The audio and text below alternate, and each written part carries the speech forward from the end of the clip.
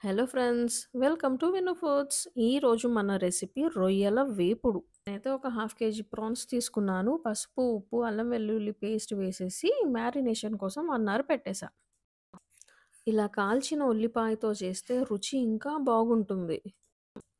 ప్యాన్‌లో 2 table spoons ధనియాలు, 2 table spoons జీలకర్ర వేసి కొద్దిగా ఫ్రై అయ్యాక పక్కన పెట్టేసేయండి. అదే ప్యాన్‌లో ఒక హాఫ్ టీ స్పూన్ మెంతులు వేసుకొని, ఒక 1 టీ స్పూన్ మిరియాలు వేసుకొని అవి గూడా ఫ్రై చేసుకోవాలి. నేనైతే ఒక 15 వరకు ఎండుమిర్చి తీసుకొని వాటిని కూడా ఫ్రై చేసేసుకున్నాను. ఒకవేళ మీకు స్పైసీ ఇంకా కాస్త ఎక్కువ కావాలి అని అనుకుంటే, ఇంకా కొన్ని యాడ్ చేసేసుకొని ఫ్రై చేసుకుంటే సరిపోతుంది. ఇక మిక్సీ జార్‌లో ఇందాక మనం ఫ్రై చేసుకున్న ఇంగ్రీడియెంట్స్ అన్నీ వేసేసి, కాస్త ఉప్పు, కొంచెం కాశ్మీరీ మిర్చి కూడా నేను యాడ్ చేశాను. వద్దనుకుంటే స్కిప్ చేసుకోవచ్చు. పౌడర్ చేసేసుకోవాలి. కడాయిలో 3 టేబుల్ స్పూన్స్ ఆయిల్ వేసేసుకొని, ఇందాక మనము కాల్చిన ఉల్లిపాయ ఉంది గదా! దాన్ని ముక్కలుగా కట్ చేసేసుకొని, వాటిని గూడా ఆయిల్‌లో ఫ్రై చేయాలి.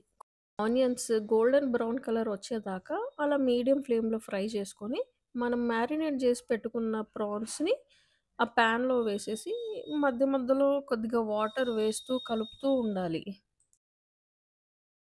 రొయ్యల్లో ఉన్న నీళ్లు పూర్తిగా ఇంకే వరకు మరిగించాలి. ముక్కలు బాగా ఉడికే వరకు కొంచెం నీళ్లు పోసి ఉడికించుకోవాలి. రొయ్యలు ఉడికిన తర్వాత మనం తయారు చేసిన మసాలా వేసి కొద్దిగా నీళ్లు జీలకరించి కలిపితే రొయ్యలు ఇంకా సాఫ్ట్‌గా అవుతాయి. వాటర్‌ని జస్ట్ అట్లా మనం జీలకరించుకోవాలి. వాటర్‌ని ఇంకేం పొయ్యొద్దు. ఎందుకంటే స్టార్టింగ్‌లో మనము పీసెస్‌నంతా బాగా ఉడికించేసుకున్నాం గదా! ఇంక జీలకరించేసి జస్ట్ అలా మిక్స్ చేసుకుంటే ఒకసారి ఇంక చాలు. ఇంక నెక్స్ట్ మనకి ప్లేటింగ్. చూసారా ఎంత బాగా వచ్చిందో, ఎంత కలర్‌ఫుల్‌గా కనిపిస్తుందో. మనం కొంచెం ఇంకా కొంచెం డ్రైగా రోస్ట్ చేసేసుకుంటే ఇంకా బావుంటుంది. పీస్ కూడా చూసారా ఎంత బాగా ఉడికిందో. ఈ రెసిపీ మీకు నచ్చినట్టయితే సబ్స్క్రైబ్ చేయండి. Thank you. బాయ్.